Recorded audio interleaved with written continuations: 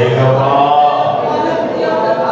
இல்லாண்டவரே எல்லாருக்குமான ஜெபாவை கண்டு உதவி செய்யுங்கப்பா.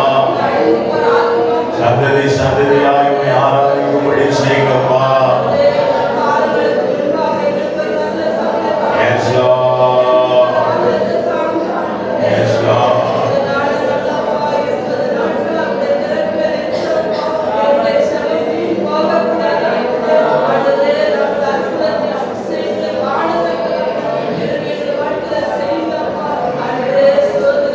Sodra. Amen, amen. Sodra, Sodra.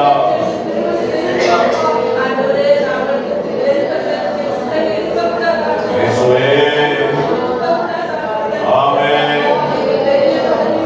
Amen. Amen. ஆண்டவரே, ஆலயத்தில் உருவான பிள்ளைகள் பயன்படுத்தும் ஆண்டவரே. ஊழியர்கள் எழுப்பி அந்த ஊழியம் செய்யும் ஆண்டவரே. சோதரப்பா.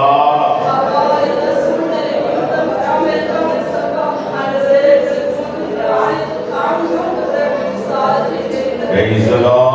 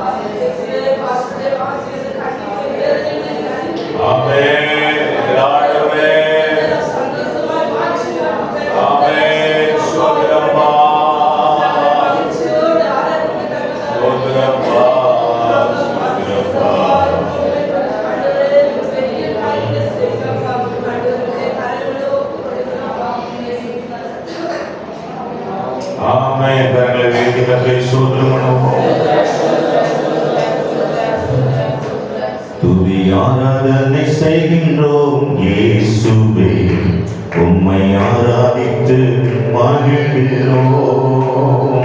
துதி ஸ்தோத்திரம் செய்கின்றோம் இயேசுவே, உம்மை ஸ்தோத்தரித்து உயர்த்துகிறோம்.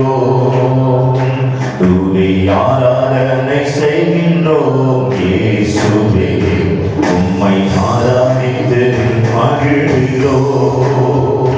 துதி ஸ்தோத்திரம் செய்கின்றோம் இயேசுவே, உம்மை ஸ்தோத்தரித்து உயர்த்துகிறோம். உம்மை உயர்த்துகிறோம், உம்மை மகிழ்கின்றோம்,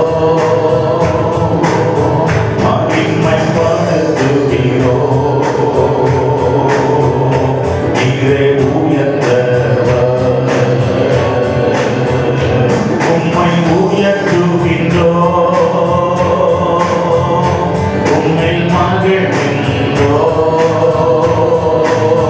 மகிமைப்படுத்துகிறோம். நீரே உயர்ந்தவர். துதி ஆராதனை செய்கின்றோம் இயேசுவே, உம்மை ஆராதித்து மகிழ்கிறோம். துதி ஸ்தோத்திரம் செய்கின்றோம் இயேசுவே, உம்மை ஸ்தோத்தரித்து உயர்த்துகிறோம். நீர் வாழ்க, உம் நாமம் வாழ்க, நீர் வாழ்க, உம் அரசு வருக. நீர் வாழ்க, உம் நாமம் வாழ்க, நீர் வாழ்க, உம் அரசு வருக. ஆமென், அல்லேலூயா. ஸ்தோத்திரம், ஸ்தோத்திரம். கர்த்தருடைய சமூகத்தில் ஆமென். தொடர்ந்து நாம் முழங்கால் படித்து ஜெபிக்கலாம். தொடர்ந்து ஜெபிப்போம். நம்முடைய விலையேற பெற்ற அந்த ரட்சிப்பை நாம் காத்துக்கொள்ள வேண்டும். உயிரை விட மேலானது. இந்த உயிருக்கு வேலையில் என்னடா ரட்சிப்பு இந்த ரட்சிப்பு இல்லைன்னா ஆவிக்குரிய மனுஷன் பத்தியா ஆத்துமான்னு சொல்றோமே, அவனுக்கு வேலையே கிடையாது. அந்த ஆவிக்குரிய ஆத்துமாவுக்கு ஒரு வேல்யூ வேணும். அவன் மறுவாழ்வு பெறணும், உயிர்ப்பை பெறணும், மீட்பை பெறணும் அப்படின்னா ரட்சிப்பை பெறணும். அல்லேலூயா. அந்த ரட்சிப்பை நாம் காத்து கொள்ளணும். பாதுகாப்பான ஒரு வாழ்வை நாம் வாழணும். நம்மளை கர்த்தர் பாதுகாக்கணும். உலகத்துல எவ்வளவு தீமை நமக்கு விரோதமா வருது. ஆமா, அதை எண்ணவே முடியாது. எண்ணுக்கடங்காக எதிரிகளை, எண்ணுக்கடங்காத பிரச்சனைகளை கர்த்தருடைய பிள்ளைகள் சந்திக்கும். ஆக கர்த்தர் தான் நம்மளை பாதுகாக்கும். மாற்றமல்ல, பொருளாதாரத்திலும் நிறைவை வேண்டுங்கள். அவர்களை உயர்த்தி எல்லாரும் நம் 3 ஆசீர்வாதங்களையும் உடையவர்களாக நம்ம உயிர் இருக்கிற வரைக்கும், இந்த பூமியில நம்ம வாழ்ற வரைக்கும் இதுல ஒரு குறையில்லாம கர்த்தர் நம்மை நடத்தணும். எல்லாரும் கர்த்தரை ஸ்தோத்திரம் பண்ணுவோம். ஹல்லேலூயா.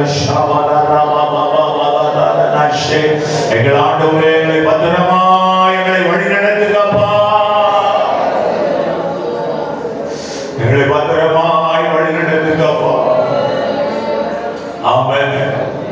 3 விஷயம் சொன்னேன். 3யும் கர்த்தர் நமக்கு தருவார். ரட்சிப்பை காத்துக் கொள்ள வேண்டும், பாதுகாப்பாய் வாழ வேண்டும், பொருளாதார நிறைவை உடையவர்களாக வாழ வேண்டும். இதற்காக சகோதரன் ஜான் அவர்கள் ஜெபம் பண்ணுவார்.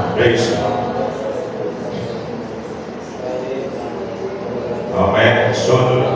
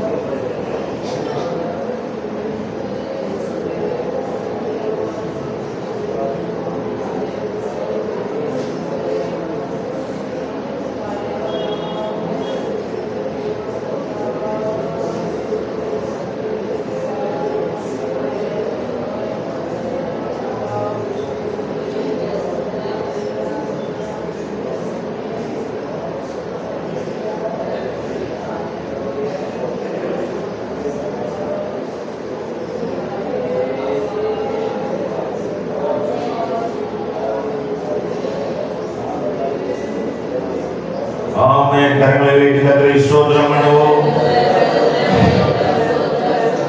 ஆமென். கர்த்தருக்கு பயப்படுதலே மெய்யான ஞானமே, மூடரும் மதியினரும் செவி சாய்ப்பதில்லையே. கர்த்தருக்கு பயப்படுதலே மெய்யான ஞானமே, மூடரும் மதியினரும் செவி சாய்ப்பதில்லையே. முத்துக்களை பார்க்கிலும் ஞானமே நல்லது, விரும்பும் மனத்திலும் நிகரே இல்லாதது. முத்துக்களை பார்க்கிலும் ஞானமே நல்லது, விரும்பும் மனத்திலும் நிகரே இல்லாதது. ஞானத்தோடு ஞானத்தில் தேறிடு, நீதிமானாய் வாழ்ந்திடு, போதகம் செய்திடு, ஜீவபுத்தாய் பாய்ந்திடு. ஞானத்தில் தேறிடு, நீதிமானாய் வளர்ந்திடு, போதகம் செய்திடு, ஜீவபுத்தாய் பாய்ந்திடு. கர்த்தருக்கு பயப்படுதல் மெய்யான ஞானமே, மூடரும் மதியினரும் செவி சாய்ப்பதில்லையே. கர்த்தருக்கு பயப்படுதல் மெய்யான ஞானமே, மூடரும் மதியினரும் செவி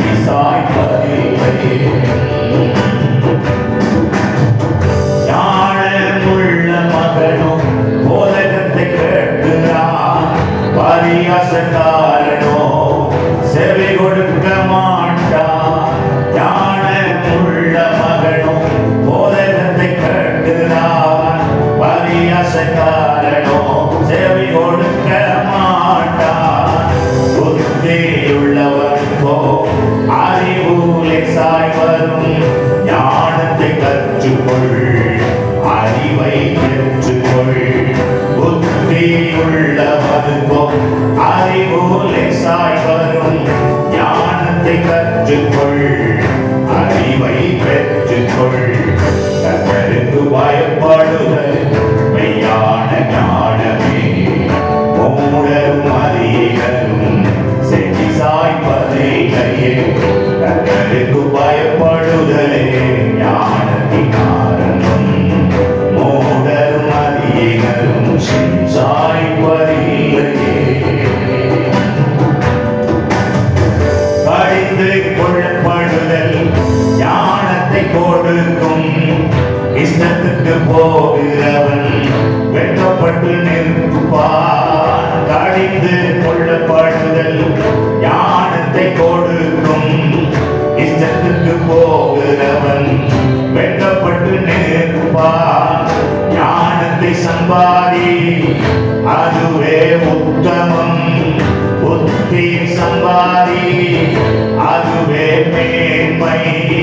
ஞானத்தை சம்பாதி, அதுவே உத்தமம். புத்தி சம்பாதி, அதுவே மேன்மை.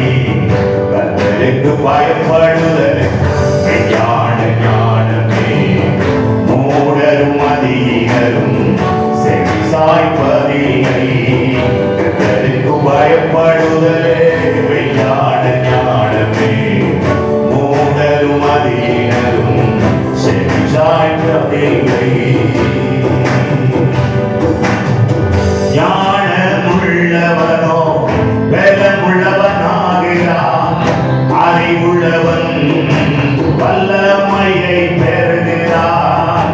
ஞானமுள்ளவனோ பலமுள்ளவனாகிறான், அறிவு உள்ளவன் வல்லமையை பெறுகிறான். கர்த்தரை ஞானம், கர்த்தரை அறிவு, ஞானமாய் நடந்து ரட்சிப்பை பெற்றுக்கொள். கர்த்தரை ஞானம், கர்த்தரை அறிவு, ஞானமாய் நடந்து ரட்சிப்பை பெற்றுக்கொள். கர்த்தருக்கு பயப்படுதலே மெய்யான ஞானமே, மூடரும் அதிகரும் செவிசாய்ப்பதில்லை. கர்த்தருக்கு பயப்படுதல் மெய்யான ஞானமே, மூடரும் அதிகரும் செவிசாய்ப்பதில்லை. ஆமென். அல்லேலூயா. நம்முடைய சபையில் இருக்கிற குடும்பத்துக்காக நாம் ஜெபிக்க போகிறோம். முழங்கால் படியிடுவோம். ஆண்டவரை நோக்கி பார்த்து ஜெபிக்கிறோம். கர்த்தரே நம்மை அவருடைய சித்தத்தின்படி நம்மை நடத்துவோம். இந்த நாளில் சகோதரன் கருணாகரன், சகோதரி புஷ்பம் குடும்பத்துக்காக நாம் ஜெபிக்க போகிறோம். ஆமென். சோதரம். புஷ்பம் இந்த சென்னை பட்டணத்தில் அந்த நாளில் இருந்து இந்த திருச்சபையிலே இருக்கு. பல கஷ்டம், பல பாடுகள், பல விதமான துயரங்கள் எல்லாத்தையும் நடந்துதான் விசுவாசத்தை காத்துக் கொள்ள வேண்டியதாக இருக்கிறது. விசுவாசத்தை காத்துக் கொள்வது என்பது தனிப்பட்ட வாழ்வியல்ல, எல்லாருக்கும் சவால் தான். வெளியில பார்க்கிறவர்களுக்கு அது வேற மாதிரிலாம் தெரியும். ஆனால் விசுவாச வாழ்வு பல சவால்களை உள்ளடக்கியது. ஒவ்வொன்றையும் ஜெயிக்க வேண்டும், ஒவ்வொன்றிலும் நிற்க வேண்டும்.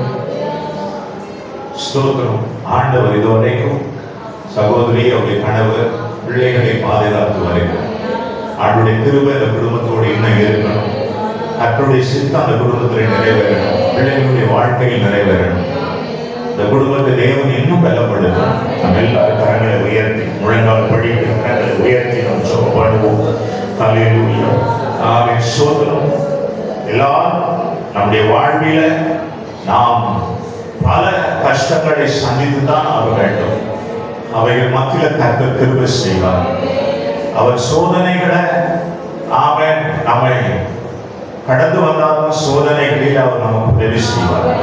ஆக சகோதரி புஷ்பம் கருணாகரன் அவர்களுடைய வாழ்வில் சகோதரன் கருணாகரன் ஆகட்டும், புஷ்பம் ஆகட்டும், அவருடைய பிள்ளைகள் 2 பேராகட்டும், ஆமென், மகளுடைய குடும்பம் ஆகட்டும், எல்லாருமே கர்த்தருடைய கிருபை இருக்கும். கரங்களை உயர்த்தி தேவனுடைய சித்தம் அவருடைய வாழ்க்கையில் நிறைவேறும்படி தங்களை எல்லாரும் கர்த்தரை ஸ்தோத்திரம் பண்ணுவோம். எல்லாரும் துதிக்கலாம், வாய்களை திறந்து கர்த்தரை துதிக்கலாம். தேவனுடைய தயவு இருப்பதாக அற்பமாய் ஆரம்பித்த அந்த வாழ்க்கையில் எவ்வளவோ பிரச்சனைகள் அப்பா எல்லாத்தையும் தாண்டி நிற்கும்படியாய் செய்தீரே, பலன் கொடுத்தீரே, சுகம் கொடுத்தீரே, பாதுகாப்பை கொடுத்தீரே, எல்லா தீங்குக்கும் விலகி கர்த்தர் காத்தீரே, எல்லா நாச மோசங்கள் சத்துருவின் வல்லமைகளுக்கு விலகி காத்தீரே, விசுவாசத்தை காத்துக்கொள்ள செய்தீரே. உமக்கு நாங்கள் நன்றி செலுத்துகிறோம், நன்றி செலுத்துகிறோம்.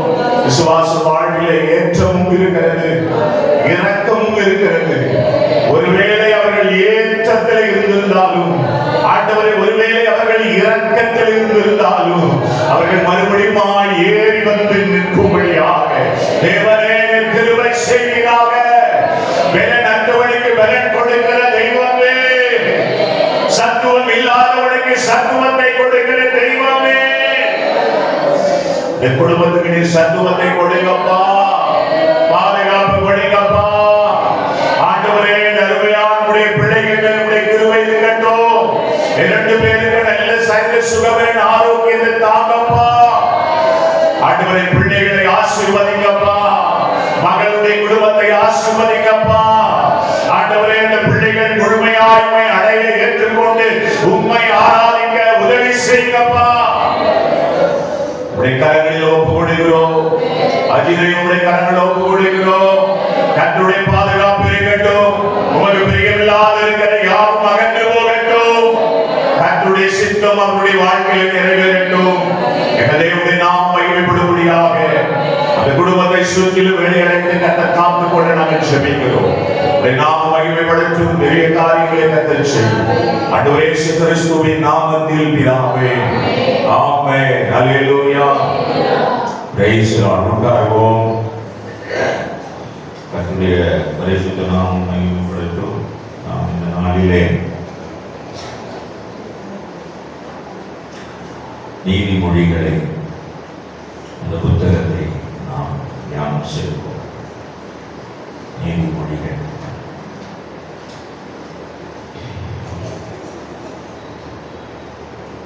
ஒவ்வொரு புத்தகத்தினுடைய சாராம்சத்தை இணைந்தால் முக்கியமான நிகழ்வுகளை நாம் பார்த்து வருகிறோம். அதன் அடிப்படையில் இந்த நாளில் நீதிமொழிகள் புத்தகம், இந்த புத்தகத்தினுடைய முக்கியமான வசனத்தை நாம் படிக்கலாம். நிறைய வசனங்கள், ஏதோ ஒரு வசனத்தை நாமே சொல்றோம், படிக்கிறேன் என்று நினைத்துக் கொள்ள வேண்டும். கர்த்தர் சொல்லுகிற வசனத்தை நான் உங்களுக்கு காட்டிக் கொடுக்கிறேன். அல்லேலூயா. அவ்வளவுதான். ஸ்தோத்திரம். நீதிமொழிகள் 9வது அதிகாரத்திலே ஆமென் 10வது வசனத்தை வாசிக்கிறேன். கர்த்தருக்கு பயப்படுதலே ஞானத்தின் ஆரம்பம், பரிசுத்தரின் அறிவே அறிவு. அல்லேலூயா. எது ஞானம்? கர்த்தருக்கு பயப்படுதல். அப்போ மற்றதெல்லாம் என்னது அப்படின்னு கொஸ்டின் வரணும். நமக்கு இந்த உலகத்தில் எவ்வளவு ஞானம் இருக்கு, எவ்வளவு அறிவு இருக்கு, புத்திசாலிலாம் இருக்கிறான், எல்லாத்தையும் தனக்கு சேர்த்துக்கிற ஆள்லாம் இருக்கிறான். அந்த ஞானங்கள்லாம் வேற. கர்த்தருடைய ஞானம் என்பது வேற. அடுத்த வார்த்தை சொல்லுகிறது பரிசுத்தரே அறிவே அறிவு. அறிவு இருக்கா? உனக்கு ஞானம் இருக்கா? புத்தி இருக்கா? இந்த கொஸ்டின் நான் கூட நிறைய கேட்பேன். நீங்க கேட்டீங்களா எனக்கு தெரியாது. அல்லேலூயா. ஏன்னா உங்களுக்கு அறிவு இருக்கா, ஞானம் இருக்கா, புத்தி இருக்கா? இதை செய்யலாமா, இப்படி செய்யலாமா? ஆனால் கர்த்தருடைய ஞானம், கர்த்தருடைய அறிவு என்பது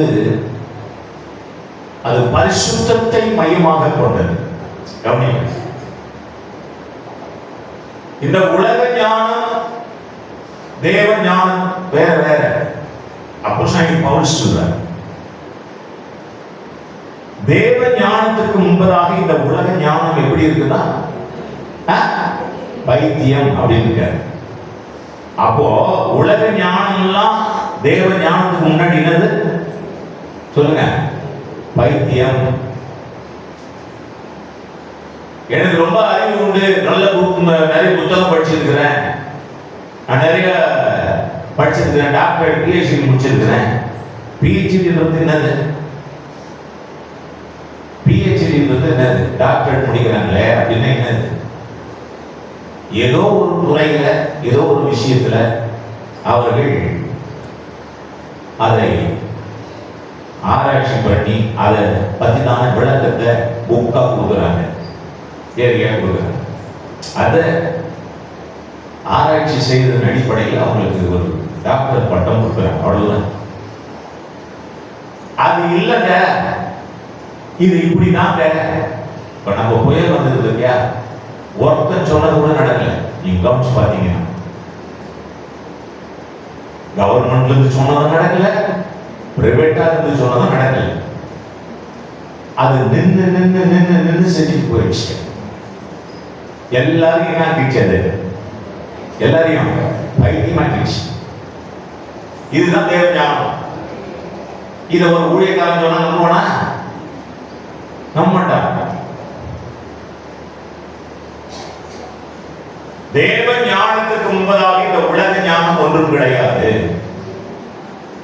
அல்லேலூயா. தேவ ஞானம் தான் பெரியது. ஏன்னா அது கர்த்தருடையது. சர்வ சிருஷ்டியும் படைத்த ஆண்டவர் தருகிற ஞானம் அது. அல்லேலூயா. நல்லா புரிஞ்சுக்கிறது. தேவ மனிதர்கள் அதிகமாக சோதனம் கர்த்தருக்காக பயன்பட்ட அத்தனை பேருமே சொந்த அறிவிலே செய்யப்படலை. படிச்சிருந்தாலும் கூட சொந்த அறிவை பயன்படுத்தி செய்யல. சொந்த அறிவு பவுலடிகள் நல்லா படிச்சவர், நல்லா கவனிக்க. ஆனா படிச்ச அறிவுல அவர் இருந்தாரு, இயேசுவை மறுதலித்தார். என்னைக்கு இயேசுவை ஏற்றுக்கொண்டாரோ அப்பொழுது அவர் என்ன அறிவை பெறுகிறார்? தேவ ஞானத்தை பெறுகிறார். அப்போ இதுவரைக்கும் இருந்ததெல்லாம் விட்டுட்டார். அதுக்கப்புறம் தான் ஒரு நிறைய நிருபங்களில சோதனம் மறுபிறப்பை குறித்து, ரட்சிப்பை குறித்து, சோதனம் மறுரூபத்தை குறித்து, ஆவிக்குரிய வாழ்வினுடைய மேன்மை குறித்து எல்லா இடங்களிலும் எழுதியிருக்கிறார். அது ஒன்றை நீங்கள் நினைத்துக் கொள்ள வேண்டும். பரிசுத்தரின் அறிவே அறிவு, கர்த்தருக்கு பயப்படுதலே ஞானத்தின் ஆரம்பம். தேவனுக்கு யார் பயந்து வாழ்கிறார்களோ அவர்கள் மட்டுமே ஞானவான்கள். கர்த்தருக்கு யார் பயந்து வாழ்கிறார்களோ அவர்கள் மட்டும் ஞானவான்கள். பரிசுத்தமாய் வாழ்கிறது தான் அறிவு. இது எல்லாமே அறிவு கிடையாது. இன்னொருத்த பொருள் திருடி போட்ட அறிவா? அறிவா எப்படி வீடு கட்டிட்டான் பார், அவனுக்கு இருக்கிற அறிவுல 10% கூட உனக்கு இல்லையே அப்படின்னு நம்மளை பார்த்து திட்டுவாங்க. ஆனா அது அறிவா? அது அறிவு இல்லை. பரிசுத்தமாய் ஒருவன் தன்னை காத்துக் கொள்ளுகிறானே அதுதான் அறிவு என்று பைபிள் சொல்லுது. அப்போ நீதிமொழிகளுடைய முழு சாராம்சம் இது ரெண்டு தான். ஞானமா வாழணும், அறிவாளியா வாழணும். ஆக ஞானம் அறிவாளியாக வாழ்வதும் இந்த உலக காரியங்களுக்காக அல்ல. அல்லேலூயா. ஆமா, இந்த உலகத்துல பணம் சேர்க்கிறது, வீடு கட்டுறது, வாகனம் வாங்குறது, பெரிய மற்றவங்களை ஏமாத்துறது, இதெல்லாம் அறிவு கிடையாது, ஞானமும் கிடையாது. இதுக்கெல்லாம் அறிவு தேவையில்லை, ஞானமும் தேவையில்லை. லஞ்சம் வாங்குறது அறிவா? நல்லா படிச்சுட்டு நல்ல வேலைக்கு போயிட்டு என்ன வாங்கணும் சொல்லுங்க? அதுக்கு தானே படிக்கிறாங்க. அடிப்படைன்றதுங்க. ஒரு ஒரு ஸ்கூல்ல சேர்க்கிறாங்க, ஆரம்பத்துக்கு சேர்க்கிறாங்க, ஸ்கூல்ல சேர்க்கிறாங்க, அவனை படிக்க வைக்கிறாங்க, பல லட்சம் செலவு பண்றாங்க, அவனை மேற்கொண்டு படிக்க வைக்கிறாங்க. படிக்க வச்சுட்டு எங்க இருக்கணும்? அவனை வேலை கட்டணும். வேலை எவ்வளவு சம்பளம் தருவான்?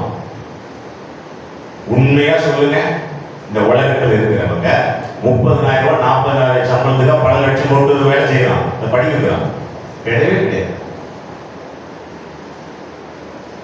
கவர்மெண்ட் வேலைக்கு போனா நிறைய கிம்பளம் வாங்கலாம், சரியா? நிறைய சம்பாதிக்கலாம். சாதாரணமா போகும், சாதாரணமா கிடைச்சிருக்கு. ஒரு இபி ஆபீஸ்ல லஞ்சம் இல்லாம ஒரு லைன் வாங்கி பண்ண முடியுமா? முடியாது.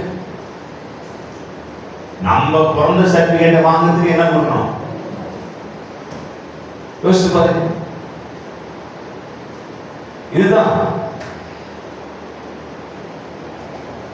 ஆக இதுக்கு ஞானமும் அறிவும் தேவையில்லை. இந்த உலகத்திலே அழிந்து போகிற பொருட்களை உருவாக்குவதற்கு ஞானமும் அறிவும் தேவையில்லை. அழியாத ஒன்றை நீ பெற்றுக்கொள்ள வேண்டும், அதற்கு அறிவும் ஞானமும் வேண்டும். அல்லேலூயா. அதை குறித்ததான புத்தகம் தான் இது. உனக்கு அறிவை கொடுக்கிற புத்தகம் ஞானத்தை. சின்ன சின்ன பசங்க 10 வயசு பசங்க 15 வயசு பசங்களுக்கு சொன்னா முதல்ல நீதிமொழிகள் படிக்கா போடா, சங்கீதத்தை படுறான்னு தான் சொல்லுவாங்க. அதிகமாக நீதிமொழிகள் படுறாங்க. அதில் தான் எழுதிக்குது எல்லாருமே. சின்ன பசங்க, வாலிப பசங்க, இவங்க எல்லாருமே எப்படி இருக்கணும், என்ன செய்யணும், யார் சொல்ல கேட்கணும், யார் சொல்ல கேட்கக்கூடாது, நீதிமொழிகள் தான் இருக்குது. நீ இதை செஞ்சினா இவ்வளவு வரும், இது வரும், இதை செஞ்சினா இதை வரும், இப்படி போனீங்கன்னா இது கெட்டு போயிடுவ, இதை பண்ணினா இப்படி நாசமா போயிடுன்னு இருக்கு பைபிள்ல.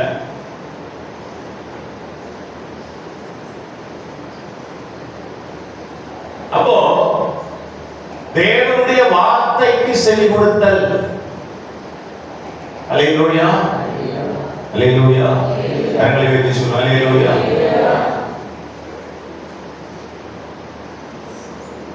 அதாவது ஏற்கனவே நான் சொன்னதை சொல்லிட்டேன். யாருடைய சாபங்களும் நம்மளை ஒன்றும் பண்ணாது. நாம் யாரா இருக்கணும் அது வரைக்கும்.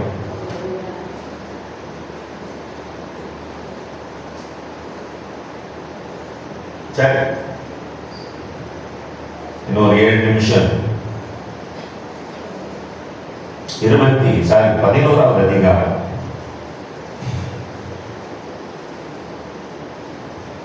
16வது வசனம் 18வது வசனம் படி 16 17 பாருங்க.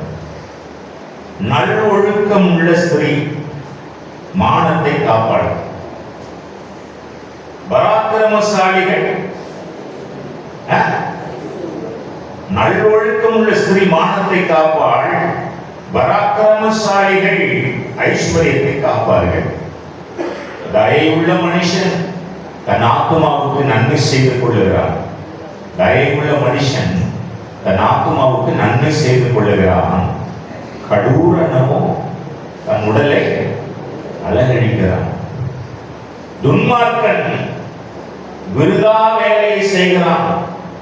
நீதியை விதைக்கிறவனோ மெய்ப்பலனை பெறுவான். நல்லொழுக்கம், நல்லொழுக்கம் முக்கியம்.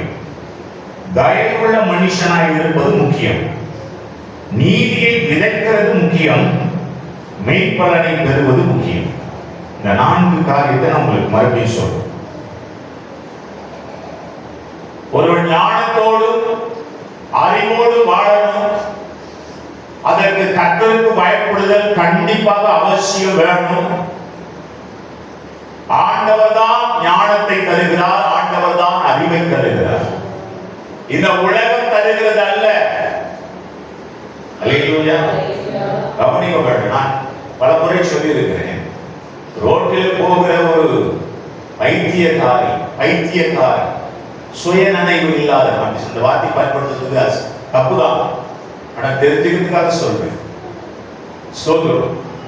அவர்கள் இந்த உலகத்துல நமக்கு தேவையில்லாதது எல்லாத்தையும் வாரிட்டு போயிருக்கிறாங்க. யாருக்கு தேவையில்லாததெல்லாம் சுய நினைவோடு நல்ல நினைவோடு இருக்கிறவங்களுக்கு தேவையில்லாதெல்லாம் வாரி போயிருக்கிறாங்க. இதே மாதிரிதான் தேவனுடைய பார்வையில் நாம் எல்லாம் தேவையில்லாததான் வாரியும் கட்டின்னு போய் உணர்ந்தோம், இன்க்ளூடிங் நாம் அதை கொண்டு. இதெல்லாம் ஒரு நாள் விட்டு விட்டு நாம் ஒரு அந்த பைத்திய நிலையில் சுயநினைவு இல்லாமல் இருக்கிற அந்த சகோதரனோ சகோதரியோ செத்து போகும்போது அதெல்லாம் விட்டுட்டாங்களே, அது மாதிரிதான் நாம் சாப்பிடும்போது இதெல்லாம் விட்டுப்போம். அதுவும் இதுவும் ஒன்றே. ஆமென் சொல்லுங்க. அந்த மென்டல் பைத்தியமா சுத்துது, அதுவும் விட்டுட்டா போகுது. அதை போய் ஒரு பொருள் எடுக்கிறேன், உன்னை துரத்தி அடிச்சிடும். அதே மாதிரி தான் நம்மளே இருக்கிறோம். ரெண்டுத்துக்கு வித்தியாசமே இல்ல. ரெண்டு பேருமே விட்டுட்டு தான் போறோம். அது நம்ம பார்வைக்கு பைத்தியமா தெரியுது, நம்ம தேவனுடைய பார்வையில அவ்வளவுதான். அப்போ நல்வொழுக்கம் ஒரு வசனம் இருக்கு, வேற மாதிரி புரியுது. தேவன் தராது நல்வொழுக்கம். வசனம் படிங்க, சொல்லுங்க. அது நான் மானத்தை காக்குறது. மானம் என்னது? மானம் விமானமா? மானம் மறந்து போச்சுடா. அப்போ ஒரு பெண் தான் அந்த குடும்பத்தினுடைய மானத்தை காக்குறது. அந்த பெண் இதற்கு அந்த குடும்ப மானமே போயிடும். அப்ப ஆண் இடம்னா தெரியாது, பனிஷ்மெண்ட் தெரியாது. ஆனா பொம்பளை இடறிட்டான்னா அந்த குடும்ப மானமே போயிடும். நான் நிறைய முறை சொல்லி இருக்கிறேன், ஒரு ஆண் இடறி போனால் கூட அந்த குடும்பம் பாதுகாக்கப்படும். ஒரு பெண் இடறி போனால் அந்த குடும்பம் அதோடு முடியும். புரிஞ்சா இல்லையா? ஒரு ஆண் செத்துட்டா ஒரு பெண்ணால் அந்த குடும்பத்தை, பிள்ளைகளை காப்பாற்றி அவர்களை கரை சேர்க்க முடியும். ஆனா ஒரு பெண் செத்து போனால் நிச்சயம் ஒரு ஆணால் கரை சேர்க்க முடியவே முடியாது. அப்போ பெண்ணுடைய கேரக்டர் எவ்வளவு முக்கியம், அவருடைய பங்களிப்பு எவ்வளவு முக்கியம். அப்ப நம்ம எவ்வளவு பெண்கள் எவ்வளவு ஜாக்கிரதையா இருக்கணும். அப்போ ஒரு குடும்பத்தினுடைய நல்வொழுக்கம் எதை சார்ந்து இருக்கிறது? ஒரு பெண்ணை சார்ந்தது. சரி, அதே வசனத்துல கீழே என்ன படிச்சோம்? என்னதுங்க? அது ஆணை குறிக்குது. ஒரு ஆண் இருந்தா அந்த வீடு எப்படி இருக்கணும்? பொருளாதாரத்துல நிறைவா இருக்கணும். ஒரு ஆம்பளை ஒரு வீட்டுக்கு வேண்டிய பொருளாதாரத்தை ஈட்ட முடியலன்னா நிச்சயம் கஷ்டம். ஆம்பளை வீட்டுல உட்கார்ந்துட்டு பொம்பளை எங்காண்டு கூடாது. தப்பா சொல்றேன்ல, சில கஷ்டமா இருக்குதா, மன்னிச்சுக்கிட்டு, இதுதான் உண்மை. தப்பா சொன்னா மன்னிச்சுக்கிட்டுங்க. ஆனா பயப்படி அப்படின்னா வீட்டை ஆளுகை செய்கிறவங்க மனைவி. ஒரு கணவன் போயிட்டு கொஞ்சம் சம்பாதிச்சு கொண்டு வந்து கொடுக்குறேன். இப்போ ரெண்டு பேருமே சம்பாதிக்கலாம், தப்பு இல்லை, வேலைக்கு போறது தவறு இல்லை. ஆனால் சத்தியத்தை அறிய வேண்டும். ஒரு மனைவியுடைய சம்பாத்தியத்தை விட ஒரு கணவனுடைய சம்பாத்தியம் பெருசா இருக்கணும்.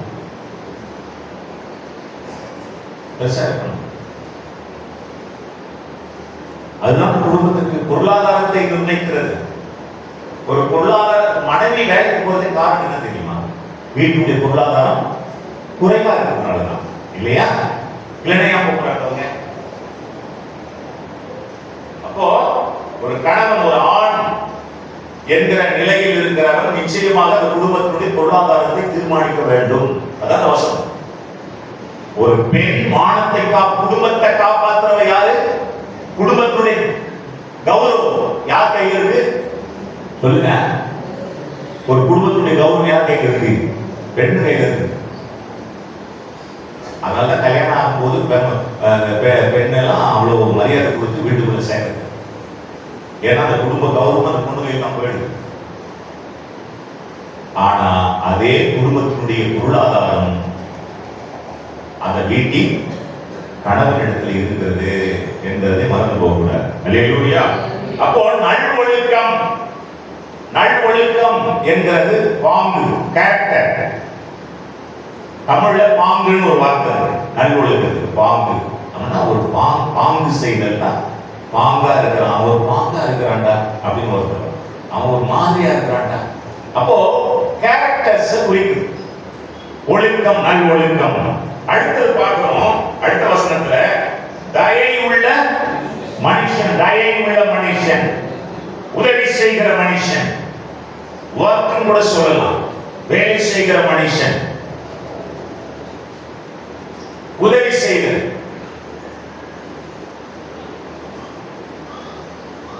தயை செய்கிற. அதாவது ஒரு குடும்பத்தை நான் நிறைய முறை சொல்லியிருக்கிறேன், ஒரு வீட்டுக்காரன்றவன், ஒரு ஆண் என்றவன் வெளியில போய் சுத்திட்டு எல்லா இடத்துலயும் மேய்ஞ்சிட்டு வீட்டுக்கு வந்துடக்கூடாது. நீ வீட்டுல சாப்பிடணும். அல்லேலூயா. மேய்ஞ்சிச்சுன்னு சொன்னது தப்பா இருக்கு இல்லையா? அந்த வார்த்தையை யூஸ் பண்ணணும். ஏன்னா டீ கடையில சாப்பிட்டு அங்க சாப்பிட்டு இங்க சாப்பிட்டு கொடுக்கறதெல்லாம் தின்னுட்டு இங்க வந்துட்டு நல்லாவே இல்லை நீ வச்ச குழம்பு. அல்லேலூயா. இப்படி சொல்லிட்டு பட்டா கோவம் தான் வருது. தப்புங்க. அதே மாதிரி மனைவியெல்லாம் இருக்கக்கூடாது. நீங்க சமைச்சு டேஸ்ட் பண்றன்னு சொல்லிட்டு நீங்களே தின்னு முடிச்சிடக்கூடாது. வீட்டுக்காரன்னு ஒரு பங்கு எடுத்து வைக்கணும். ஏன்னா ஒரு வீட்டு தலைவர். நான் சின்ன பையனா இருக்கும் போது எங்க வீட்டுல நடந்ததுங்க, முதல் சமைக்கிறது எங்க அப்பா சாப்பிடணும். சாப்பிட்ட பிறகுதான் மற்றவங்க கொடுக்கணும். அது தப்புன்னு தெரியல, அன்னைக்கு தெரிஞ்சுது. என்னடா இருக்கும் மட்டும் முதல்ல அப்பா கொடுத்துறாங்க அப்படின்னு தப்பா தெரிஞ்சுது. ஆனா இன்னைக்கு அது சரின்னு தெரியல. ஏன்னா ஒரு பழக்கம் அன்னைக்கு இருந்து இன்னைக்கு இருக்கிற சமையலறை அன்னைக்கு இல்லைங்க. அன்னைக்கு இருந்த சமையலறையே வேற, வீட்டுக்கு வெளியே தான் இருந்த சமையலறை. புரியுதா? எதை சமைச்சாலும் முதல்ல அப்பாவுக்கு கொடுத்து ஒரு அரை மணி நேரம் அவருக்கு உயிராகிறதா செத்து போயிட்டாரா டெஸ்ட் பண்ணிட்டு தான் யாரு கொடுப்பாங்க? பிள்ளைங்களுக்கு கொடுப்பாங்க. ஒருவேளை அதுக்காக இருக்கலாம். இன்னைக்கு நான் அப்படிலாம் யோசிக்கிறேன்.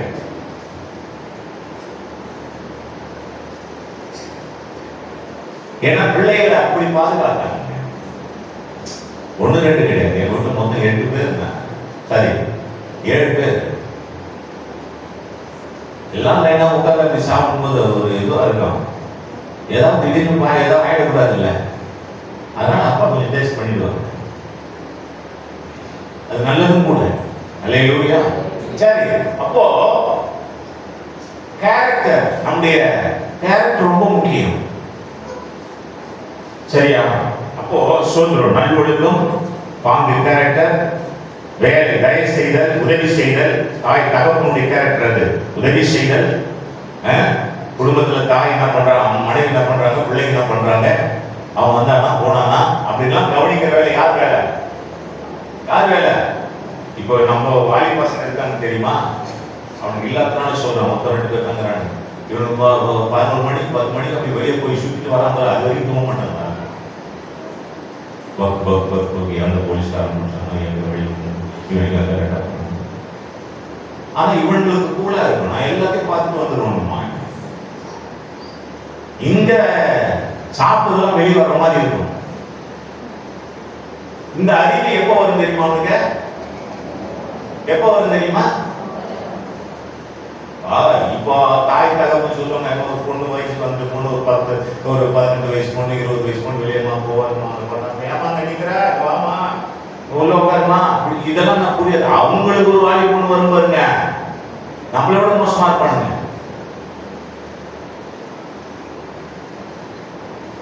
அப்போ இந்த உலகத்துக்கு எல்லாத்தையும் பிள்ளைங்களை சொல்ல முடியுமா? இங்க என்ன நடக்குது, அங்க என்ன நடக்குது, அவன் யாரு இவன் யாருன்னு சொல்ல முடியுமா? சொல்ல முடியாது. இவ்வளவு விஷயங்கள் இருக்கு. அப்போ ஒரு தகப்பனுடைய கேரக்டர், ஒரு தாயுடைய கேரக்டர் முக்கியம். அடுத்த பார்க்கலாம்ல 18 நீதியை விதைக்கிறவன், நீதியை விதைக்கிறவன், நீதியை விதைக்க, நீதியை செய்கிறவனா விதைக்கிறவனா?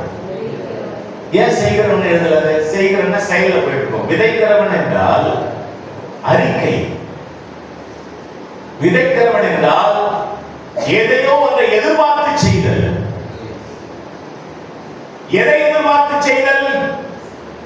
நீ எதை விதைக்கிறாயோ, அப்ப நீதியை விதைத்தால் நீதியை அறுப்பாய், நன்மையை விதைத்தால் நன்மையை அறுப்பாய். அப்போ அறிக்கை நாம் செய்கிற செயல், இதுவும் செயல் எடுத்துக்கலாம். அறிக்கை நாம் விதைக்கிற காரியம். குடும்பமாக நாம் எதை விதைக்கிறோம்? ஒரு பையன் எதை விதைக்கிறான்? அல்லேலூயா. நீ யாருக்கு, நீ எதுக்கு நீ சப்போர்ட் பண்றியோ அதுதான் உனக்கு நடக்கும். நல்லா கவனிச்சுங்க. ஒரு தப்பான விஷயத்துக்கு நீ சப்போர்ட் பண்ற அப்படின்னா உன் வாழ்க்கையில் இந்த தப்பு நிச்சயம் நடக்கும். எப்போ ஒரு சூழ்நிலை நடக்கும். நீ நினைச்சாலும் சரி, நினைக்காம போனாலும். புரியுதுங்களா? யாராவது மனித வாழ்க்கையில் சப்போர்ட் பண்ணக்கூடாது. நான் கூட சப்போர்ட் பண்ணல உங்களை யாருக்கும். ஏதாவது நம்ம பிள்ளைங்க ஏதாவது போயிட்டு சப்போர்ட் பண்ண மாட்டேன். அதுக்கு என்ன தீர்வையோ அதுதான் சொல்லுவேன். No support. நீ செய்யல தப்பு பண்ணிட்டு வந்தீங்கன்னா அதுக்கு சப்போர்ட் கிடையாது. ஆனா அது மீண்டும் விடுபட்டு வருவதற்கு ஆலோசனை தருது. ஒரு தப்பு பண்ணிட்ட அதுக்கு நாங்க மீண்டு வருவதற்கான ஆலோசனை, அவ்வளவுதான். நீ செய்யற செயலுக்கு ஒருபோதும் சப்போர்ட் கிடையவே கிடையாது. அல்லேலூயா. ஆமென். அந்த தீமையான விஷயங்கள் எதுவாக இருந்தாலும், கர்த்தருக்கு புறம்பான காரியங்கள் எதுவாக இருந்தாலும் பாஸ்டர் ஸ்டீபன் சப்போர்ட் பண்ண மாட்டான். ஆனால் உனக்கு உதவி செய்வான். ஏன்னா அது நீ மீண்டு வரணும், தப்பித்து வரணும். அல்லேலூயா. அதை எப்படியாகிலும் தவறில்லாதபடிக்கு அதை சரிப்படுத்த வேண்டும். பாவம் வந்துவிடாதபடிக்கு அதை சரிப்படுத்த வேண்டும். இழப்புகள் வந்துவிடாதபடிக்கு அதை சரிப்படுத்த வேண்டும். அதுதான் வேணும்.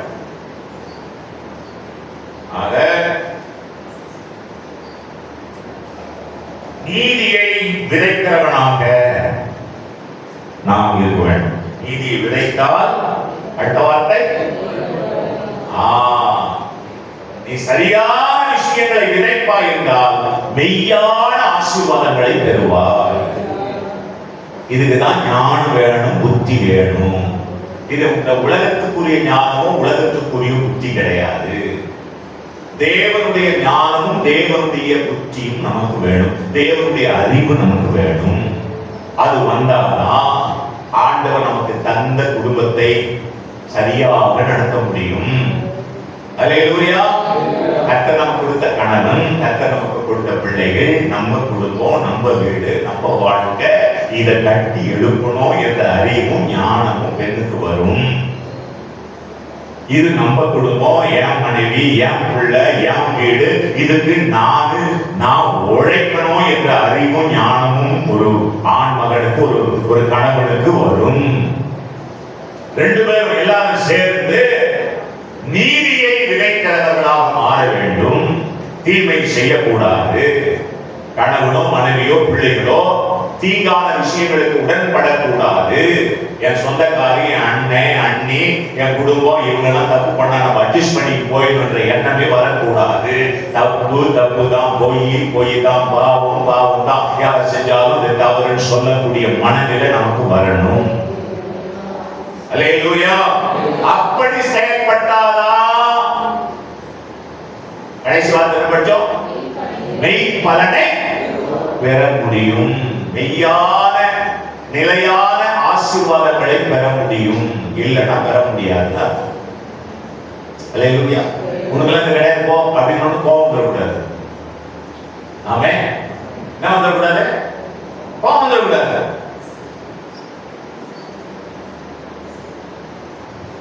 அதாவது ஆண்டவர் நம்மை பார்த்து நீ எவ்வளத்தான் என்று கேட்டுவிடக்கூடாது. அல்லேலூயா. என் பிதாவினால் ஆசீர்வதிக்கப்பட்டவர்களே உள்ளே வாங்கன்னு சொல்ற அளவுக்கு நாம் நம்மை உருவாக்கி கொள்ள வேண்டும். அல்லேலூயா. ஆக தேவனுடைய ஞானத்தையும் தேவனுடைய அறிவையும் உடையவர்களாக நாம் வாழ்வதற்கு தேவன் நமக்கு அனுகிரகம் செய்யும். இந்த உலக ஞானம், உலக அறிவு, உலக படிப்பு நான் ஏற்கனவே சொன்னேன். சும்மா சம்பாதிக்கலாம், சம்பாதிச்சுட்டு எந்த கடையில் போய் சாப்பிடலாம். அதுக்குதான் நீ சம்பாதிக்கிற பணம் உதவும், வாழ்வுக்கு உதவாது. ஆக வாழ்வியலை சரியாக வைத்துக் கொள்வதற்கு தேவ ஞானத்தையும் தேவ அறிவையும் உடையவர்களாக நாம் மாற வேண்டும். நம்முடைய பிள்ளைகள் மாற வேண்டும். கரங்களை வைத்து எல்லாரும் சோதரம் பண்ணுவோம். தகப்பனே, இந்த அருமையான வேலைக்காக சோதரம், கொடுத்த வார்த்தைகளுக்காக சோதரம், வசனங்களுக்காக சோதரம், நம்முடைய பிள்ளைகள் ஒவ்வொருவருக்காகவும் சோதரம். கர்த்தாவே, நாங்கள் குறைவுள்ளவர்கள் தான், எங்களை சரிப்படுத்துங்கப்பா. ஆண்டவரே, எங்களுக்குள்ளே சரியான அறிவும் சரியான ஞானமும் எங்களிலே விளங்க தேவன் அனுகிரகம் செய்யும். எல்லா துதி ஸ்தோத்திரங்களை நாம் உமக்கே செலுத்துகிறோம். ஆண்டவராகிய இயேசு கிறிஸ்துவின் நாமத்தில் ஜெபிக்கிறோம் பிதாவே. ஆமென். என் ஆத்துமாவே கர்த்தரை ஸ்தோத்திரி, என் முழு உள்ளத்தோடு பரிசுத்த நாமத்தை ஸ்தோத்திரி. என் ஆத்துமாவே கர்த்தரை ஸ்தோத்திரி, கர்த்தர் செய்த சகல உபகாரங்களை மறவாதே. ஆமென். அல்லேலூயா. Praise the Lord. God bless you.